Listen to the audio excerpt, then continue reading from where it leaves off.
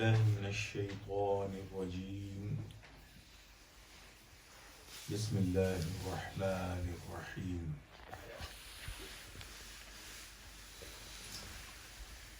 ولا تقولوا لمن يقتل في سبيل الله أموات بل أحياء ولكن لا تشعرون صدق الله مولانا العظيم وصدق رسوله النبي الكريم ونحن على ذلك لمن الشاهدين والشاكرين والحمد لله رب العالمين.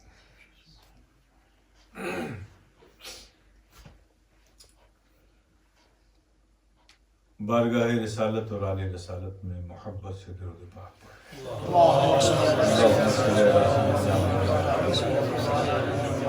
وعلى آل سيدنا مولانا محمد كما تحب وترضى أن يصلي عليه صلاة وسلام عليك يا رسول الله صلاة وسلام عليك يا حبيب الله صلاة وسلام عليك يا نبي الله.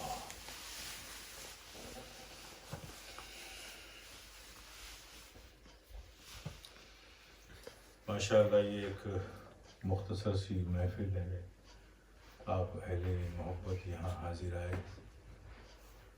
بہت خوبصورت کلام بہت خوبصورت انداز میں پڑھا گیا. ہم سب محظوظ ہوئے. اللہ ان بچوں کی ان محنتوں کو اس پڑھنے کو ان محبتوں کو قبول فرمائے اور دنیا و آخرت میں اس کا اجر عطا فرمائے اور ہم سننے والوں پر بھی رب اپنا فضل فرمائے اور ہمارا سننا بھی قبول فرمائے.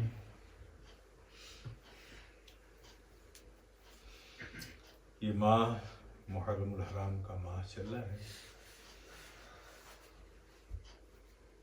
یہ اہل بیت کا مہینہ ہے. ان کی قربانیوں کا مہینہ ہے اور یہ سب آپ جانتے ہیں. حضرات میں آج کچھ ہٹ کے بات کرنا چاہتا ہوں. جو سنتے رہتے ہیں اسے سنانے کا کوئی مقصد نہیں. جو کم سننے کو ملتا ہے میں اسی پر بات کروں گا. تھوڑا سا ذکر کل بھی ایک گفتگو ہوئی تھی تو میں نے ایک تمہیدی گفتگو کی تھی. میں تھوڑا سا اسی کو اور آگے بڑھاؤں گا تاکہ وہ بات جو ادھوری رہ گئی تھی وہ مکمل ہو جائے. ہم واقعات کربلا اور کربلا کے اس تپتے ہوئے ریگستان میں اہل بیت طہار کے ان نو نہالوں کی قربانیوں کو سنتے رہتے ہیں. ان کی شہادتوں کی یاد مناتے رہتے ہیں اور جب ان کی شہادتوں کا ہم ذکر کرتے ہیں تو حکایتاً بیان کرنے کے انداز پر کہیں کہیں ہم ان فاطمی چمن کے پھولوں کے بارے میں یہ کہہ دیتے ہیں کہ حسین کربلا میں مجبور تھے, پیاسے تھے, ظالموں نے ظلم کیا وغیرہ وغیرہ. یہ سب محبت میں کہتے ہیں, کوئی توہین نہیں ہے. لیکن میں آپ کو ایک دوسرا رخ دکھاتا ہوں. حسین مجبور تھے. جو کچھ دنیا کی نظروں نے دیکھا وہ ایک واقعہ تھا. لیکن یہ واقعہ ہوا کیوں؟ کیا یہ اچانک ہوا؟ کیا یہ ایک حادثہ تھا؟ چونکہ حادثے میں اور کسی پروگرام کے تحت کسی واقعے کے ہونے میں فرق ہوتا ہے. جو حادثے کے طور پہ ہوتا ہے وہ فوری طور پہ اتفاقاً ہو جاتا ہے اور جو واقعہ کسی پروگرام کے تحت ہوتا ہے تو اس کا پریپریشن پہلے سے ہوتا ہے. تو ہم دیکھیں, غور کریں کہ امام علی مقام کی یہ شہادت کربلا میں جو ہوئی یہ حادثہ تھی یا ایک پروگرام کے تحت ان کی قربانی پیش کی گئی.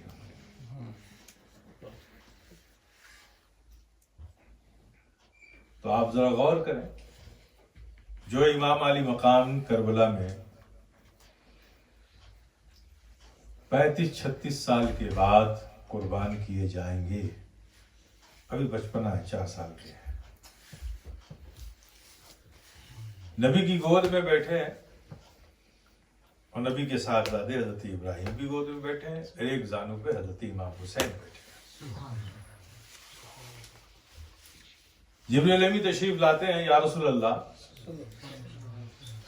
ایک زانو پر آپ کے صاحبزادے ہیں، ایک زانو پر آپ کا نواسا ہے، آپ دونوں سے بہت محبت کرتے ہیں، لیکن آپ کو چننا ہوگا کہ اولاد سے زیادہ محبت ہے کہ دین سے.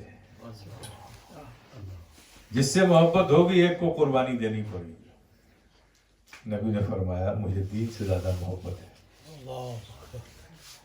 تو نبی نے حسین کو چن لیا. اور یہ سب جانتے ہیں کہ نبی کی وہ آل پاک بچپن ہی میں پردہ فرما گئے. تسلسل میں سنیے گا، یہاں سے شروع ہوتا ہے. نبی جمعے کا خطبہ دے رہے ہیں، سارے لوگ نماز پڑھنے آئے ہوئے ہیں، نماز پڑھ رہے ہیں. نبی ممبر پہ کھڑے ہو کے خطبہ دے رہے ہیں. اچانک حجرے سے حضرت امام حسین بہت چھوٹے ہیں، چلتے چلتے مسجد کی طرف آنے لگے. نبی کی نگاہ پڑی، آپ نے خطبے کو روک دیا. ممبر سے اترے، آگے بڑھے، حسین کو گود میں اٹھایا، لوٹ کر آئے پھر ممبر پر. اس دن لوگوں کی آنکھوں نے 2 ممبر دیکھا. ایک وہ ممبر جس پہ رسول کھڑے ہیں، اور ایک حسین کا ممبر جو رسول کا گود بنا ہوا ہے. نبی نے گود میں اٹھایا. خطبہ کچھ اور تھا، اب ایک نیا خطبہ شروع ہوا. حسین کو گود میں اٹھا کر نبی نے سارے لوگوں کی طرف متوجہ کیا. پہلے اپنے رخ کو دائیں طرف کہا، یا ایھا الناس ھذا حسین. پھر سامنے والے سے کہا، یا ایھا الناس ھذا حسین. پھر اپنے رخ کو بائیں طرف کیا، فرمایا کہ یا ایھا الناس ھذا حسین. کون نہیں جانتا تھا کہ یہ حسین ہے؟ جاننے والوں سے نبی کہہ رہے ہیں کہ یہ حسین ہے. اس کا مطلب کوئی خاص بات کہنے والے ہیں کنسنٹریشن کے لیے کہ لوگوں متوجہ ہو جاؤ، میں بہت اہم بات کہنے والا ہوں. آج جو میرے گود میں جو حسین ہے صرف حسین نہیں ہے، توجہ کرو میری طرف. جب نبی نے ہر طرف رخ کر کے لوگوں سے کہا، اے لوگوں دیکھو یہ حسین ہے، یہ حسین ہے، یہ حسین ہے، پھر فرمایا یا ایھا الناس ھذا حسین ھذا دین. سبحان اللہ، سبحان اللہ. کیا فرمایا؟ ھذا دین. اور آگے بڑھتے ہیں. میں دکھا رہا ہوں آپ کو، دیکھیے پریپریشن کہاں سے ہوا ہے. نبی سجدے میں. یہ معصوم حسین عمر کے لحاظ سے کہہ رہا ہوں، آج کل بڑے مسئلے پیدا ہو جاتے ہیں. یہ نکلے اپنے حجرے سے، نبی کو سجدے میں دیکھا. چونکہ نبی اپنے نواسوں کو اپنے کندھوں پر بٹھاتے تھے اور گھوڑے کی طرح بن جاتے تھے، اور دونوں آپ کے زلف عنبری کو پکڑ لیتے تھے اور نبی ان کے ساتھ لے کے گھوما کرتے. تو وہ ایک بچپنے میں عادت تھی. نبی کو جھکا ہوا دیکھا، سجدے میں دیکھا. حضرت امام حسین آئے اور نبی کے شانے پر سوار ہو گئے. اب نبی اگر سر اٹھاتے ہیں تو حسین گر جائیں گے. نبی نے دیکھا کہ حسین شانے پر سوار ہے، سجدے سے سر نہیں اٹھا رہے. پیارے غور تو کرو، نبی نے سجدہ کس کے لیے کیا تھا؟ خدا کے لیے. اور سر اٹھا نہیں رہے ہیں کس کے لیے؟ اب نبی کی عبادت سے زیادہ، نبی کے سجدوں سے زیادہ کسی کا سجدہ ہوتا ہے؟ اب اہل سنت والجماعت کا عقیدہ بھی یہاں پکڑ لو. جب نبی کی نماز امتی کے خیال سے فاسد نہیں ہوتی تو امتی کی نماز نبی کے خیال سے کیسے فاسد ہوتی؟ آپ سوچ رہے؟ لیکن ذرا رک کر سوچو. سجدہ کیا تھا نبی نے خدا کے لیے، سر نہیں اٹھا رہے ہیں حسین کے لیے. سبحان ربی الاعلیٰ، سبحان ربی الاعلیٰ، سبحان ربی الاعلیٰ. حسین ابھی اترے نہیں ہیں. سبحان ربی الاعلیٰ، سبحان ربی الاعلیٰ ابھی بھی ہے. سبحان ربی الاعلیٰ. خیال حسین تسبیح کے ساتھ ساتھ چل رہا ہے، ابھی نہیں اترے. سبحان ربی الاعلیٰ، سبحان ربی الاعلیٰ. ذرا مجھے بتاؤ، نبی سجدے سے سر اٹھا نہیں رہے صرف اس لیے کہ حسین گر جائیں گے؟ نماز تو دین کے لیے تھی، خدا کے لیے تھی، اور سجدے سے سر حسین کے لیے نہیں. اس لیے سر نہیں اٹھا رہے کہ حسین دین ہے، سر اٹھاؤں گا تو دین گر جائے گا.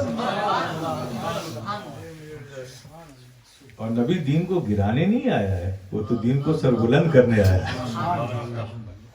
ایسا پریپریشن اور آگے بڑھتے ہیں. مدینے کی گلیوں میں سب نے دیکھا کہ نبی ہیں. ایک شانے پر حضرت امام حسن کو، ایک شانے پر حضرت امام حسین کو بٹھا رکھا ہے، اور دونوں نے آپ کے زلف عنبری کو پکڑ رکھا ہے. نبی اپنے کاندھے پر اپنے دونوں نواسوں کو لے کر مدینے کی گلیوں میں گھوم رہے ہیں. لوگوں نے سمجھا کہ نانا کی محبت ہے جو نواسوں کو. نہیں میرے پیارے، نبی دنیا میں محبتوں کے لیے نہیں آتا، وہ تو صرف خدا کے احکام کے لیے آتا ہے. اس کے ہر عمل میں حکمت ہوتی ہے. وہ کچھ بولتا نہیں جو خدا نہیں بولتا. ما ينطق عن الهوى ان هو الا وحی یوحى. اے محبوب، آپ کو کچھ نہیں کرتے، آپ اپنی تمنا سے، اپنی خواہش سے کچھ نہیں بولتے، آپ تو وہی کہتے ہو جو خدا کہتا ہے. آپ سمجھ گئے؟ تو وہ نبی ہے. نبی کا کوئی کام مصلحت سے خالی نہیں ہوتا ہے.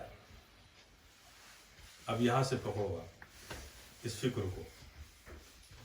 دو نواسوں کو بٹھایا ہوگا نبی نے تو کیا انداز ہوگا؟ ظاہر ہے ایک نواسا دائنی طرف، حضرت امام حسن کو دائنی طرف بٹھایا، تو کیسے بٹھایا ہوگا؟ ایک حضرت امام حسن کا قدم سینے پر اور ایک پشت پر، اسی طرح تو بٹھائیں گے نا. اور کیا طریقہ ہوگا؟ اور بائیں شانے پر بٹھایا حضرت امام حسین کو، تو ان کا کیا ہوگا؟ ان کا ایک قدم سینے پر، ایک قدم پشت پر. آپ دیکھیے پریپریشن دیکھیے. تو حضرت امام حسین کو بائیں شانے پر بٹھایا، اور لیفٹ سائڈ میں کیا ہوتا ہے؟ دل ہوتا ہے. اور نبی کے پشت مبارک پہ لیفٹ سائڈ پہ کیا تھا؟ پشت پر پیچھے بیک میں مہر نبوت. حسین کو بٹھایا لیفٹ میں، اور حسین کا ایک قدم قلب نبوت پر، ایک قدم مہر نبوت پر. کہ حسین، میں تمہارے قدموں کو قلب نبوت سے وہ طاقت دے رہا ہوں، اور مہر نبوت سے تمہارے قدموں کو وہ ثبات دے رہا ہوں کہ کربلا کی تپتی ہوئی سرزمین پر جب آزمائشوں میں تم مبتلا کیے جاؤ تو طوفان گزر جائے لیکن تمہارے قدموں میں کوئی لغزش نہ آئے.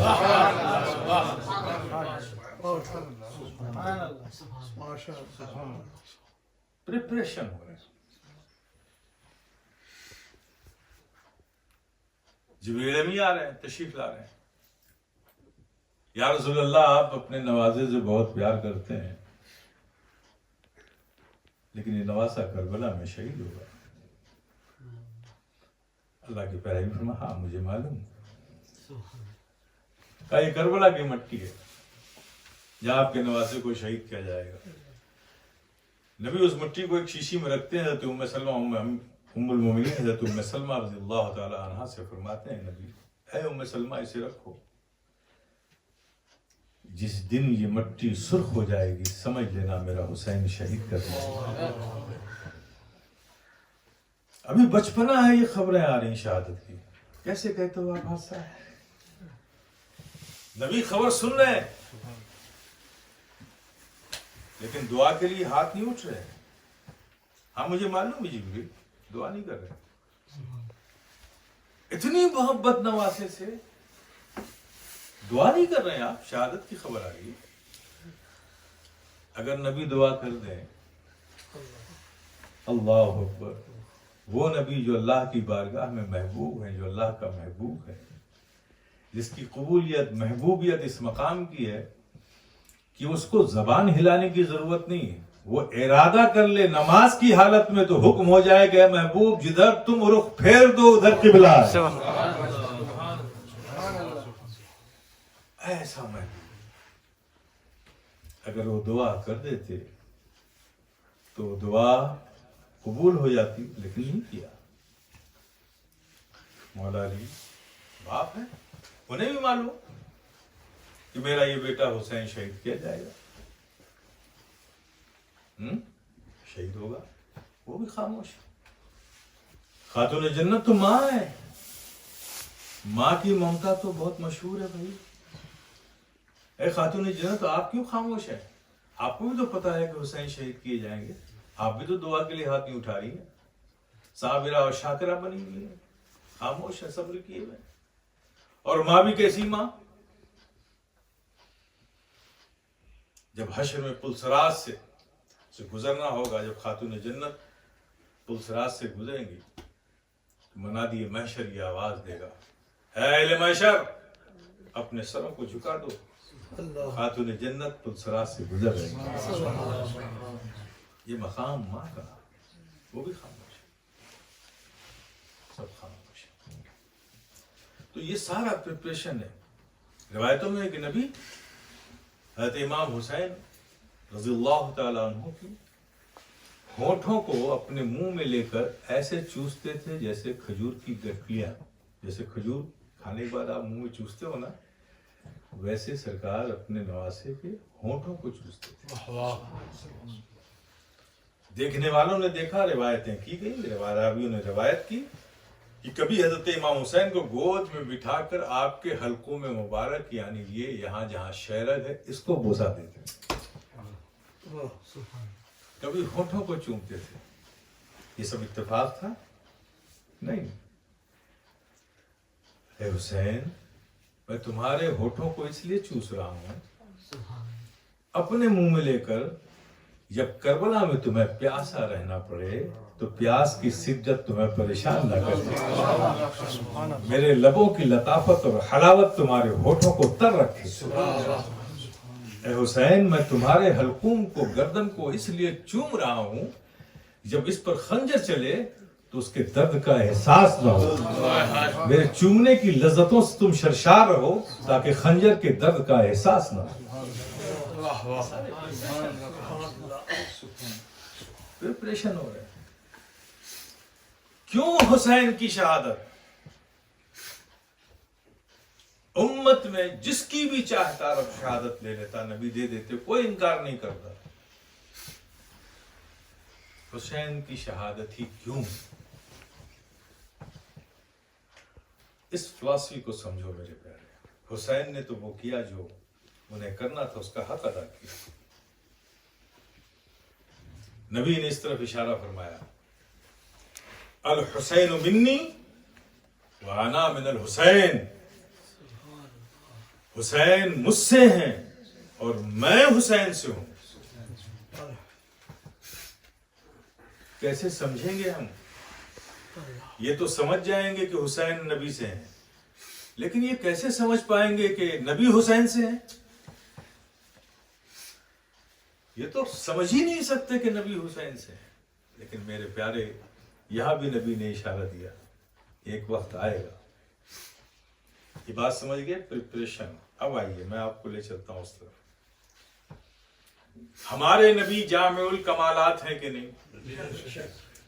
سارے صفات کے جامع ہیں کہ نہیں؟ 1,24,000 انبیاء و مرسلین میں جو وصف و کمالات تھے الگ الگ، وہ سب ہمارے آقا میں اللہ نے ایک ساتھ جمع کر دی۔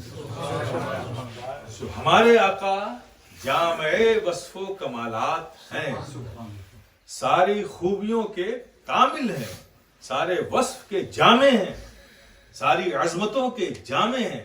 یہ ہے نا، ہے حقیقت ہے۔ ذرا مجھے بتائیے، اس دعوے کو آپ سچا کیسے ثابت کر پائیں گے کہ شہادت بھی ایک فضل ہے؟ آپ کہتے ہو سارے فضل و کمالات کے جامع ہیں ہمارے آقا، تو شہادت بھی ایک فضل ہے۔ کیا نبی کی زندگی میں شہادت آئی کیا؟ समझ रहे हो मेरी बात? बहुत गौर सुनना। शहादत भी फजल है ना, बहुत बड़ा फजल है शहादत। और नबी शहीद तो हुए नहीं, तो नबी की जिंदगी एक फजल से खाली। जब एक फजल से नबी की जिंदगी खाली, तो जामे कैसे हो गए?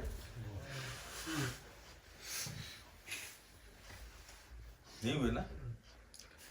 तो फिर आप जामे फजल व कमालात कैसे कर रहे हो, जबकि नबी की जिंदगी एक फजल से खाली और शहादत बहुत बड़ा फजल है।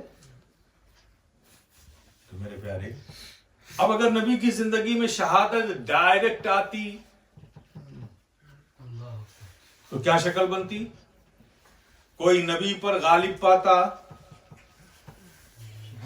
और फिर नबी को शहीद करता, और नबी पर कोई गालिब आता, यानी हक पर बातिल गालिब आता। तो हक पर बातिल गालिब हो, ये खुदा को कब पसंद है? शहीद होते नबी, अगर ये फल नबी की बारगाह में डायरेक्ट आती तो उसके लिए नबी को कोई शहीद करता, नबी शहीद होते। तो अब जब शहीद होते नबी और कोई शहीद करता, तो शक्ल क्या होती? कोई बातिल जालिम नबी पर गालिब आता, गालिब आकर नबी को शहीद करता। तो रब को ये पसंद ही कब है कि कोई बातिल हक पे गालिब आए? तो अब इस फजल को नबी की बारगाह में कैसे पहुंचाया जाए? ये तो हो ही नहीं सकता कि हक पर बातिल गालिब आ जाए, मेरे महबूब पे कोई दुश्मन गालिब आ जाए। लेकिन शहादत फजल है और मेरा नबी, मेरा महबूब जामे फजल व कमालात है। तो अल्लाह ने फिर फैसला फरमाया, इस फजल शहादत को डायरेक्ट तो महबूब की बारगाह में पेश ही नहीं किया जा सकता, तो इनडायरेक्ट करो।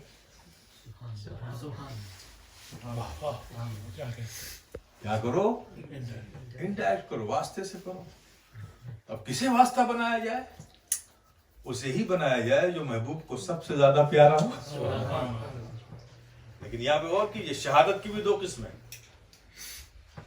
एक है शहादत खफी, एक है शहादत जली। खफी कहते हैं जो हिडन हो, छुपी हुई हो, और जली कहते हो जो रोशन हो, जाहिर हो। तो अब अगर एक शहादत आती जो रोशन है, तो फिर एक शहादत से खाली। कंप्लीट होना चाहिए ना। नबी की जिंदगी हर फजल और कमालात की कंप्लीट जामे है, तो हर जिहत से जामे होना चाहिए। इसलिए एक नहीं, दोनों नवासों को चुना गया, ताकि दो किस्में हैं शहादत की, एक छुपी हुई शहादत, एक जाहिर शहादत। तो छुपी हुई शहादत के लिए इमाम हसन को चुना गया, और जली शहादत, वाज़ह शहादत के लिए इमाम हुसैन को चुना गया। छुपी हुई शहादत और खुली हुई शहादत में फर्क क्या है? छुपी हुई शहादत, खफी शहादत वो होती है, किसने मारा मालूम नहीं, कब मारा मालूम नहीं, किस तरह मारा मालूम नहीं, ये छुपी हुई शहादत। और रोशन शहादत, मारने वाला मालूम, तारीख मालूम, वक्त मालूम, कैसे मारा वो मालूम, जिसकी सारी कैफियत मालूम हो वो रोशन शहादत, और जिसकी कैफियत मालूम ना हो वो छुपी हुई शहादत। तो नबी की बारगाह में शहादत को पेश किया गया, तो दोनों शहादतें, एक खफी शहादत इमाम हसन के जरिए, एक जली शहादत इमाम हुसैन के जरिए। अब जब ये प्रोग्राम पहले ही से था कि शहादत महबूब की बारगाह में पहुंचाना है, ताकि महबूब की जात जामे फजल कमालात हो जाए, उसके लिए नवासों का इंतखाब हो गया था। तो हादसा क्या कहते हो? क्या कहते हो कि हुसैन मजबूर है? ये कौन सी मजबूरी है? करबला में हुसैन जिन्नातों की जमात उतर आई है, हुसैन इशारा कीजिए इनके ऊपर पहाड़े फेंक कर इनको सबको खत्म कर देते हैं। हुसैन कहते हैं कि नहीं, तुम नहीं जानते, ये मेरे सब्र का इम्तिहान है, मैं अपनी जिम्मेदारी पूरी कर रहा हूं। हुसैन जंग में जा रहे हैं, लोगों से लड़ रहे हैं, लौट कर आते हैं, आसमान की तरफ देख कर कहते हैं क्या मेरा काम पूरा हो गया? नहीं, फिर जाते हैं। ये किससे मुखातिब थे? ये किससे मुखातिब थे हुसैन आसमान की तरफ? अल्लाह के प्यारे हबीब सल्लल्लाहु अलैहि वसल्लम को उम्मे सलमा, उम्मुल मोमिनीन उम्मे सलमा रज़ियल्लाहु तआला अन्हा ने ख्वाब में देखा, और देखा तो इस हालत में देखा कि नबी के जिस्म अतहर पर, कपड़ों पर गुबार है, गर्दो गुबार है। हज़रत उम्मुल मोमिनीन उम्मे सलमा रज़ियल्लाहु तआला अन्हा ने कभी नबी को इस हालत में नहीं देखा था। دیکھا تو پریشان ہو گئے، یا رسول اللہ یہ کیا حال ہے آپ کا کہ جسم دھول اور گرد و غبار سے بالکل بھرے ہوئے؟ کہا ام سلمہ تم نہیں جانتی، ابھی میں کربلا سے اپنے گھر کے اہل بیت کے لوگوں کی لاشوں کو اٹھا کے آیا ہوں، ابھی میں نے حسین کی لاش کو اپنی گود میں لیا ہے۔ حسین جاتا تھا رن میں، میدان میں، جنگ میں، دشمنوں سے مقابلہ کرتا تھا، زخمی ہو کر لوٹتا تھا اور میری طرف آسمان نظر اٹھا کر مجھ سے پوچھتا تھا، یا رسول اللہ کیا میری ذمہ داری پوری ہو گئی؟ میں کہتا تھا ابھی نہیں، تو پھر وہ ہمت کر کے دشمنوں پہ ٹوٹ پڑتا تھا۔ اور ابھی حسین شہید ہوا ہے، ام سلمہ میں اسے اپنی گودوں میں لے کر آیا ہوں۔ آپ تصور کریں، یہ پریپریشن ہے۔ تو یہ ام حسین کی شہادت، اب یہاں سے لیجیے آپ بات، حسین کی شہادت دراصل نبی کی شہادت ہے۔ یہ شہادت عظمیٰ اس لیے، یہ شہادت صرف حسین کی شہادت نہیں ہے، چونکہ شہادت کو نبی کی بارگاہ میں پہنچایا گیا حسین کے ذریعے سے، تو اب یہ شہادت حسین کی شہادت نہیں، نبی کی شہادت ہے۔ اب جو یہ لوگ کہتے ہیں کہ حسین کی شہادت کا جشن اتنا کیوں منایا جاتا ہے، اور لوگ بھی تو شہید کیے گئے، ان کا جشن کیوں نہیں منایا جاتا ہے؟ صحیح بات ہے، جس کا احسان جس پر ہوتا ہے وہ اس کا غم مناتا ہے۔ تو حسین کا احسان تو محدود ہے نا، آپ کہہ سکتے ہیں، لیکن کیا یہ بھی کہو گے نبی کا احسان محدود ہے؟ نبی کا احسان تو جن و ملائک، عرش و زمین، فرش سب پر ہے۔ یہی وجہ ہے کہ حسین کی شہادت نبی کی شہادت ہے، اسی لیے نبی کا احسان سب پر ہے۔ تو جب حسین شہید ہوئے تو جن و ملائک بھی روئے، برگ و ثمر بھی روئے، پروت بھی روئے، پہاڑ بھی روئے، بحر بھی روئے، سب روئے، اس لیے کہ حسین کی شہادت حسین کی نہیں، مصطفیٰ جان رحمت کی شہادت۔ اب آپ کہیں گے صاحب کہ یہ کیا بات ہوئی یار، حسین کی شہادت نبی کی شہادت، یہ کیا بات ہوئی؟ نواسے کی شہادت نانا کی شہادت کیسے ہو جائے گی؟ کہہ سکتے ہیں آپ، آج کا زمانہ ہے، پوچھ سکتے ہیں۔ تو جب آپ مجھ جیسے لوگوں سے پوچھیں گے تو میں آپ سے پلٹ کے پوچھوں گا کہ دمبے کو ذبح کیا حضرت ابراہیم نے، اور کہے جا رہے ہیں اسماعیل ذبیح اللہ۔ ذبیح اللہ کہے جا رہے ہیں حضرت اسماعیل، جبکہ ذبح ہوا دمبا۔ ارے میرے پیارے، جب ایک دمبا نبی کا نعم البدل ہو سکتا ہے تو نواسا نبی کا کیوں نہیں ہو سکتا؟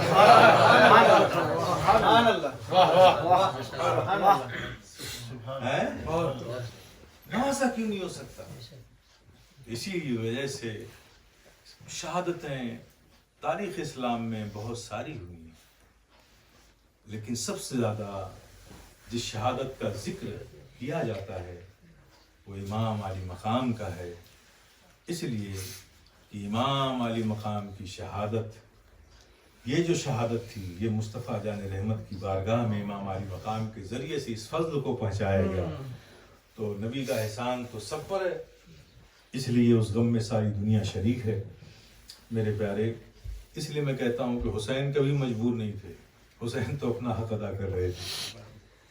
جسے نبی نے جنتی جوانوں کا سردار بنایا ہو، تو جنت میں تو سبھی کو جانا ہے بھائی،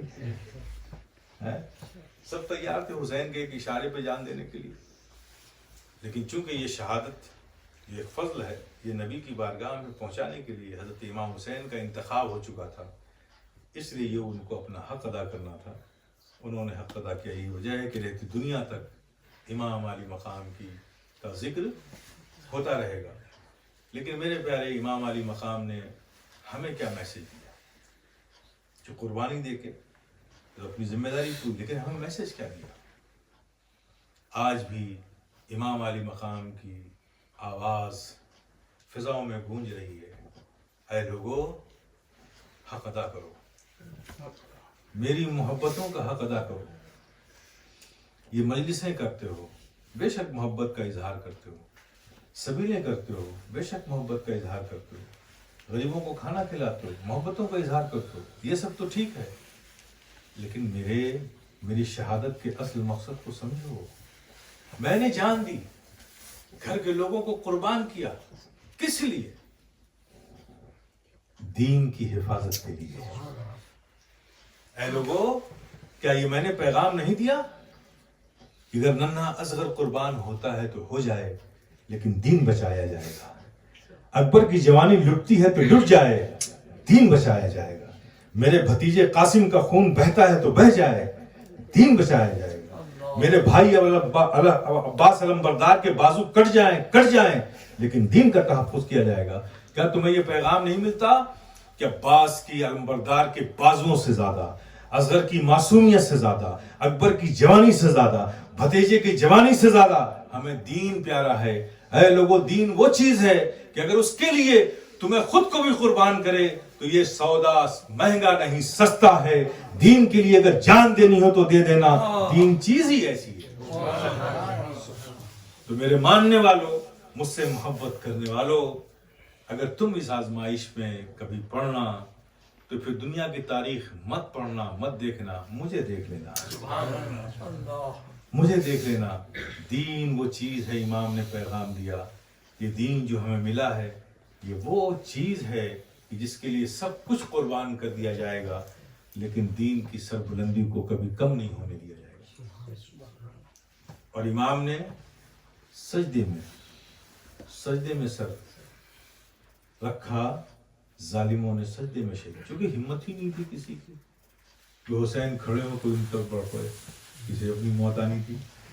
جب امام جانتے تھے کہ یہ وہ ہیں جب سجدے میں رکھتے ہیں سر اپنا خدا کی بارگاہ میں، تو پھر یہ دنیا سے غافل ہو جاتے ہیں، انہیں کوئی ہوش نہیں ہوتا.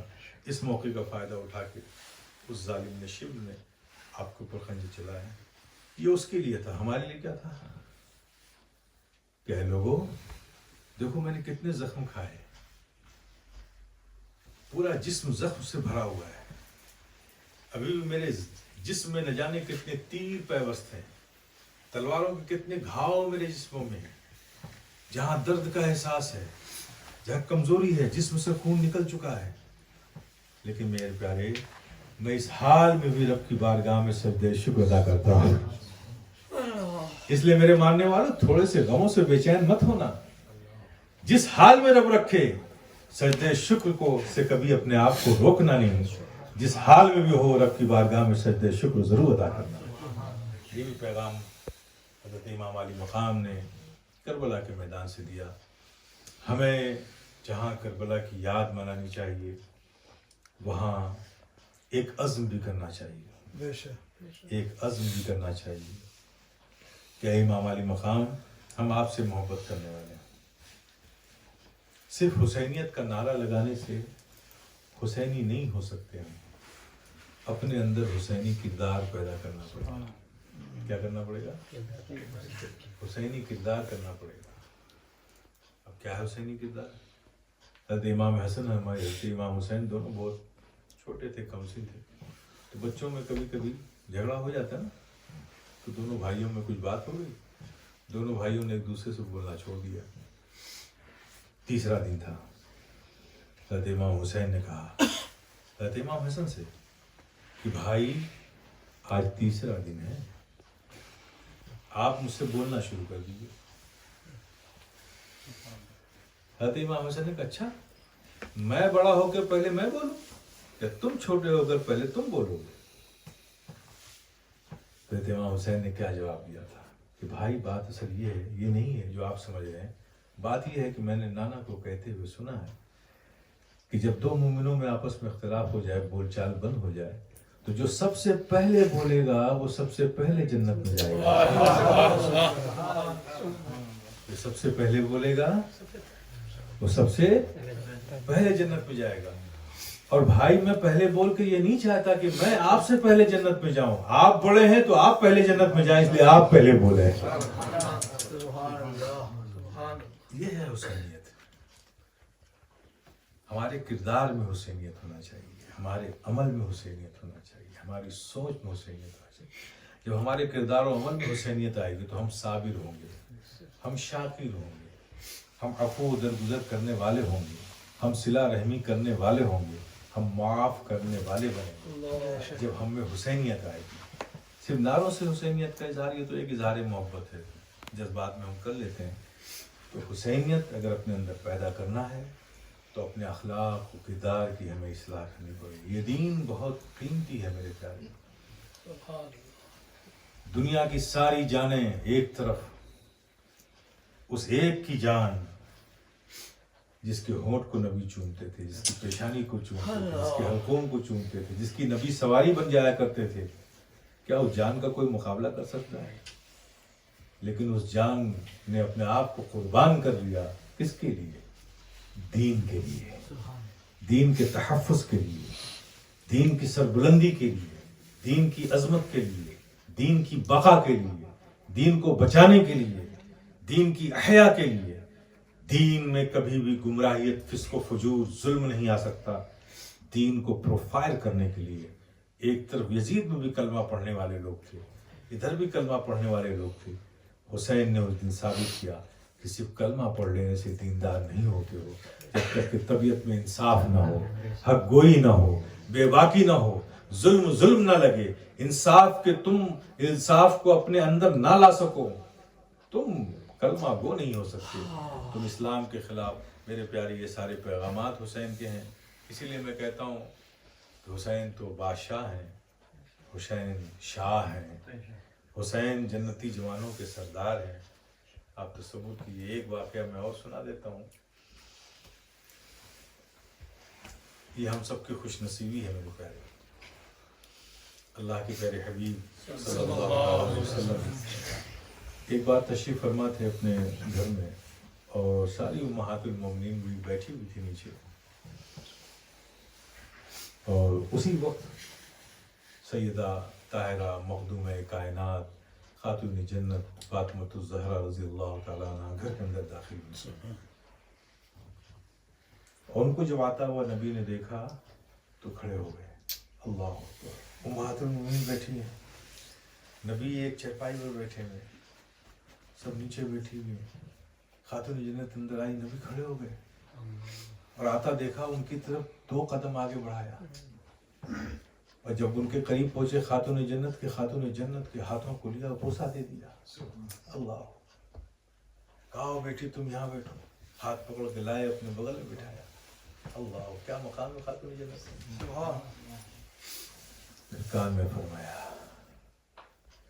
بیٹی میں اب دنیا سے جانے والا ہوں، اب میرا دوسرا سفر شروع ہوگا۔ کان میں کہا۔ خاتون جنت رونے لگی، کیفیت بدل گئی ان کی۔ جب نبی نے خاتون جنت کو روتا ہوا دیکھا تو پھر اپنے چہرے انور کو قریب لائے، خاتون جنت کے کان میں کہا، بیٹی کیا تم اس بات سے خوش نہیں ہو کہ میرے بعد دنیا سے آ کر سب سے پہلے جو ملے گا وہ تم ہوگی؟ جب یہ نبی نے کہا تو وہ مسکرانے لگی۔ اب امہات المومنین سب دیکھ رہی، پریشان، یہ کیا کہا نبی نے کہ رونے لگی، اور کیا کہا تو فوراً مسکرا دی، تو عجیب معاملہ ہے۔ ام المومنین حضرت عائشہ صدیقہ رضی اللہ تعالیٰ عنہا، چونکہ بہت قریب کی عمر تھی تو بے تکلف تھی خاتون جنت سے، حالانکہ امہات المومنین تھی وہ۔ ام المومنین حضرت عائشہ صدیقہ رضی اللہ تعالیٰ عنہا نے خاتون جنت کو جو نبی تشریف لے گئے تو پوچھا، بھئی یہ کیا باپ بیٹی میں ہو رہا تھا، بھئی کیا کہا نبی نے کہ آپ رونے لگی، اور کیا کہا کہ آپ مسکرانے لگی؟ خاتون جنت نے فرمایا، یہ راز کی بات ہے، اور جو اگر اس کی اجازت نہ ہو تو راز کا اظہار نہیں کرنا چاہیے۔ ام المومنین حضرت عائشہ صدیقہ رضی اللہ تعالیٰ عنہ بھی اس بات کو جانتی تھی، اصرار نہیں کیا۔ جب نبی نے پردہ فرمایا، آپ دیکھیے، تو ام المومنین حضرت عائشہ صدیقہ رضی اللہ تعالیٰ عنہ جب کچھ دن گزر گئے، نبی کو پردہ فرمایا، تھوڑا سکون ہوا، تو وہ بات انہیں یاد تھی۔ تو پھر وہ خاتون جنت سے پوچھا، اب تو نبی نے پردہ فرما لیا ہے، دن بھی ہو گئے، اب تو راز کے اظہار میں کوئی معنی کوئی چیز نہیں ہے، اب تو بتا دیجئے، اب تو بتا دیجئے کیا کہا تھا کہ آپ رونے لگی تھی، کیا کہا تھا کہ آپ ہنسنے لگی؟ تو خاتون جنت نے بتایا کہ مجھ سے نبی نے کہا تھا میں دنیا سے جا رہا ہوں، تو مجھے غم لاحق ہوا، میں رونے لگی۔ پھر کیا کہا؟ کہا کہ جب مجھ سے کہا کہ آ کر دنیا سے سب سے پہلے تم مجھ سے ملو گی تو میں اس بات میں خوش ہو گئی، ہنسنے لگی۔ پھر اسی روایت میں خاتون جنت فرماتی ہیں کہ آقا نے مجھ سے یہ بھی کہا کہ بیٹی سب سے پہلے میں جنت میں جاؤں گا۔ کیا کہا؟ میں جنت میں جاؤں گا۔ خاتون جنت خاموش نہیں، پھر نبی اس طرف آپ نے رخ فرمایا، فرمایا بیٹی میرے بعد تم جنت میں جاؤ گے، سب سے پہلے میں جاؤں گا اور میرے بعد تم جنت میں جاؤ گے۔ جب نبی نے یہ فرمایا، اللہ اکبر، کیا شفقتیں ہیں خاتون جنت کی، ہم گنہگاروں کو تصور کیجیے۔ چونکہ خاتون جنت مزاج آشنائے رسول تھی، نبی کے مزاج کو پہچانتی تھی، ہم راز مصطفیٰ تھی، مصطفیٰ کی رازدار تھی۔ جب نبی نے یہ کہا کہ بیٹی میرے پیچھے تم سب سے پہلے جنت میں جاؤ گی، تو فوراً خاتون جنت فرمایا یا رسول اللہ، اور وہ لوگ جو مجھ سے محبت کرتے ہیں، کیا فرمایا؟ یا رسول اللہ وہ لوگ جو ہم سے محبت کرتے ہیں، کہا بیٹی وہ تمہارے پیچھے جنت میں جائیں گے۔ اللہ اکبر، اللہ اکبر، یہ مقام ہے۔ تو یہ ساری قربانیاں اسلام کے تحفظ کے لیے، دین کی حیا کے لیے، اس کی تقویت کے لیے یہ سب دی گئی ہیں۔ ہمیں اسے سیکھنا چاہیے۔ کتنی قیمتی جانیں تھیں وہ بتائیے آپ، کس لیے قربان ہوئی؟ دین کے تحفظ کے لیے۔ تو ہم سارے مسلمانوں کا دین محفوظ نہیں کر سکتے تو کم سے کم اپنا ہی محفوظ کریں۔ یہ حسینیت ہے۔ اپنے دین کو تحفظ دو، بچاؤ اپنے دین کو ان دنیاوی فتنوں سے، اپنی ایمانی حرارتوں کو زندہ رکھو ان دنیا کے فتنوں سے، اپنی شناخت، اپنی آئیڈینٹیفیکیشن پر فخر کرو کہ وی آر مسلم، ہم مسلمان ہیں۔ کیوں؟ کہ اللہ نے ہمیں سپیریئر کہا ہے، کسی کو اللہ نے سپیریئر نہیں کہا۔ 7 بلین پاپولیشن ہے، 1.7 بلین مسلمان ہیں۔ 7 بلین میں 1.7 بلین کو مسلمانوں کو اللہ نے سپیریئر کہا۔ کنتم خیر امت اخرجت للناس، تم ہی بہترین امت ہو جسے ہم نے لوگوں سے نکالا۔ بہترین امت، اللہ فرماتا ہے میں یو آر سپیریئر۔ ہماری بد نصیبی کیا ہے؟ Americans are superior, Germans are superior, Japanese are superior. ہم یہ کہتے ہیں، خدا کیا کہتا ہے؟ No no no, you are superior, تم میرے محبوب کی امت ہو، سو یو آر سپیریئر۔ ہم کیا کہتے ہیں؟ No no no, American superior. کیوں انفارٹی کمپلیکس میں پڑ گیا؟ فیکٹ ہے وی آر سپیریئر، اس لیے کہ ہم مسلمان ہیں، اللہ کے محبوب کی امت ہے، ہم سے بہتر امت کوئی نہیں۔ خیر امت کا تاج جب اللہ نے ہمارے سروں پہ رکھا ہے تو سپیریئر کون ہوگا؟ ہم سپیریئر۔ تو خیر امت تو اللہ نے ہمیں کہہ دیا، تو ہمیں خیر امت بننا بھی چاہیے۔ ہمارے کردار سے بھی خیر ہو، ہمارے عمل سے بھی خیر کی خیرات بٹے، ہماری زبان سے بھی دنیا میں خیر کا پیغام جائے، ہمارے قدموں سے بھی خیر کی بہاریں آئیں، ہمارے پورا وجود خیر پر ہو، اس لیے کہ ہم خیر امت ہیں۔ آپ دنیا کی دوسری قوموں کی طرح نہیں ہیں، یہ دماغ میں رکھیے۔ اپنی آئیڈینٹیفیکیشن کو پہچانیے۔ آپ دنیا کے انسانوں کی طرح صرف نہیں ہیں کہ کھانا ہے، پینا ہے، کمانا ہے، گھر بنانا ہے اور اپنے بعد سے سر چھوڑ کے دنیا سے چلے جانا ہے۔ نو، آپ ایک کام کے لیے رکھے ہوئے ہو، آپ دنیا میں حق کے پیغام کو پہنچانے کے لیے رکھے ہوئے ہو، آپ شریعت کے، اسلام کے، دین کے امین بنائے گئے ہو، اس لیے آپ سپیریئر ہو۔ تو اگر آپ اپنا کام نہیں کریں گے تو کیسے سپیریئر ہوں گے؟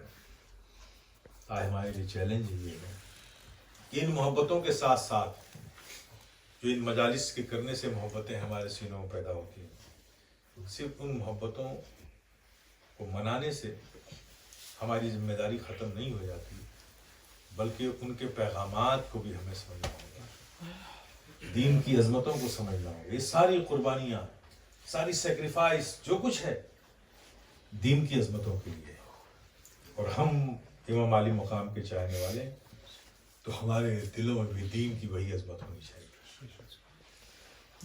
دین کی سربلندی کے لیے ہمیں بھی کوشش کرنا چاہیے۔ ہمیں اپنا بھی دین بچانا ہے اور اپنے آنے والی نسلوں کا بھی دین بچانا ہے۔ یہ ہماری پرائرٹی بھی ذمہ داری ہونی چاہیے۔ اور رہی بات کھانے پینے، گھر بنانے کی، تو میرے پیارے یہ کوئی بہت بڑا وہ نہیں ہے۔ آپ اتنی بڑی عقل رکھے ہوئے ہیں، محنت کرتے ہو، عقل لگاتے ہو، نوکری کرتے ہو، لاتے ہو، کماتے ہو، کھاتے ہو، پیتے ہو، گھر بناتے ہو، یہ کرتے ہو نا، کتنی محنت کرتے ہو صرف کھانے پینے کے لیے. تو پھر اللہ پاک انہیں بھی رزق دے رہا ہے جو نہ کوئی نوکری کرتے ہیں، نہ کچھ کماتے ہیں، نہ عقل کا استعمال کرتے ہیں. اگر یہی زندگی کام ہے تو جتنے جانور ہیں کیا وہ بھوکے رہ رہے ہیں کیا؟ آپ جیسے لوگوں کو یہاں تو انسانوں کو جانوروں کو خادم بنا دیا ہے. آپ دیکھ رہے ہیں کتنے مقام پہ ہے یہاں کا جانور کہ بچوں کے لیے بیڈ نہیں لیکن اس کے لیے بیڈ ہے. آپ کسی ہاسپٹل میں جائیے تو آپ کو ڈیٹ مل جائے گی 3 مہینے بعد آنا، لیکن کوئی اپنا پیٹ لے کے پہنچ جائے تو فوراً امیڈیٹلی اس کا ٹریٹمنٹ شروع ہو جاتا ہے. آپ دیکھ رہے ہیں نا. تو یہ تو بغیر عقل کے لوگ ہیں جانور. لیکن کیا ان کو رزق نہیں دیتا اللہ پاک؟ کیا یہ سکسیسر اپنا پیدا نہیں کرتے؟ یہ بھی کرتے ہیں. کیا یہ سوتے نہیں؟ سوتے ہیں. اگر کھانا پینا سونا یہ زندگی ہے تو یہ تو جانور بھی کرتے ہیں. نہیں میرے پیارے، ہمارا صرف کام یہ نہیں، یہ سب ہماری ضرورت ہے. ہم دنیا میں روئے زمین پر ایز اے مسلم رکھے گئے ہیں تاکہ حق کا پیغام دوسروں تک پہنچاتے رہیں. ہم خود حق پر رہیں اور حق کی ترویج و اشاعت کرتے رہیں. یہ ہماری ذمہ داریوں میں سے ہے. ہمیں اسے سمجھنا ہوگا. صرف جذبات سے کام نہیں چلتا ہے، صرف نعروں سے کوئی انقلاب نہیں آئے گا. انقلاب کل بھی آیا، انقلاب آئے گا، انقلاب کل بھی آئے گا. ہمارے کردار سے آئے گا، ہمارے عمل سے آئے گا، ہماری زندگی سے آئے گا. اسلام میں ریونج نہیں ہے، بدلہ نہیں ہے. میں آپ کو بتاؤں، ایک شخص تھا، بڑا شرور تھا، بہت ہی ظالم تھا. اپنی بیوی بچوں تھا، گھر آتا تھا، شور مچاتا تھا. اس کا کوئی دوست نہیں تھا. ایک تھا بھی تو وہ بڑا ڈر کے مارے اس کے ساتھ رہتا تھا. وہ جو کہتا تھا وہ سنتا تھا. ایسا شخص مر گیا. تو اس دوست نے اس کو خواب میں دیکھا. تو خواب میں پوچھا کہ اب تجھے پتا چلا جو ظلم کرتا تھا دنیا میں، اب تو بہت عظیم بڑے سزا میں تو مبتلا کیا گیا ہوگا. تو خواب میں وہ شخص رونے لگا کہ ہاں دوست تم صحیح کہتے ہو، میں نے ظلم تو بڑا کیا اور میری سزا بھی بہت بڑی تھی. وہ میں نے دیکھی مجھے کیا سزا ملنے والی تھی، لیکن میرے کریم رب نے مجھے معاف کر دیا. اب وہ دوست پریشان، تجھ جیسے ظالم آدمی کو رب نے معاف کر دیا؟ کہاں معاف کر دیا؟ کہا تیرے پاس کون سا ایسا عمل تھا جس کی وجہ سے رب نے معاف کر دیا؟ پورا وجود تو تیرا گناہوں میں تھا، ظلم میں تھا. کس بات پہ رب نے معاف کر دیا؟ وجہ کیا بنی ہے؟ کہا تو صحیح کہتا ہے، میں تو بڑا پاپی انسان تھا، لیکن ہوا یوں کہ میں روز شراب پی کے گھر میں آتا تھا، کسی نہ کسی چیز کو ریزن بنا کے اپنی بیوی کو مارتا تھا، ظلم کرتا تھا. ایک دن میں گھر آیا تو میری بیوی نے اس دن جب کھانا بنایا تھا تو اس میں دال بنائی تھی، دال میں نمک نہیں ڈالا تھا. تو اس دن مجھے اس کو مارنے کا میرے پاس سالڈ ریزن تھا کہ آج تو اس نے نمک نہیں ڈالا. میں بلا وجہ مارتا تو اس دن تو میرے پاس سالڈ ریزن تھا. لیکن میں سوچ ہی رہا تھا کہ اس کو ماروں. پھر خیال آیا کہ یار روز تو کھانا بناتی ہے، آج نہیں ڈالا ہوا نمک، جانے دو. میں نے جو اس دن معاف کر دیا اس کو، اس معافی کے بدلے اللہ نے میرے سارے گناہ معاف کر دیے. یہ عفو و درگزر یہ رب کو پسند ہے. معاف کرنا، ریونج لینا رب کو پسند نہیں ہے. معاف کرنا اللہ کو پسند ہے. اب تم بھی کسی کو معاف کر کے دیکھو. کبھی بدلہ لیا ہوگا تو اسے یاد کر لینا. اب ایک بار معاف کر کے دیکھو، بڑا سکون ملتا ہے زندگی کو، ہے نا. تو ہمیں سچا اور صحیح حسینی بننا ہے. حسینی کردار کے ساتھ حسینی بننا ہے، اسی عزم کے ساتھ حسینی بننا ہے کہ سارے یزیدی ایک طرف ہو جائیں، لیکن موقف سے سمجھوتا نہیں ہوگا، حق سے سمجھوتا نہیں ہوگا، دین سے سمجھوتا نہیں ہوگا، دین کی سربلندی سے سمجھوتا نہیں ہوگا، دین کے پرچم سے سمجھوتا نہیں ہوگا. ساری دنیا ایک طرف ہو جائے لیکن ہم اپنے دین سے کوئی کمپرومائز نہیں کریں گے. یہ حسینیت کریں گے تو انشاءاللہ مولا تعالیٰ اللہ پاک ہمیں اور آپ سب کو راہ حق پر قائم رکھے اور اس کی توفیق عطا فرمائے.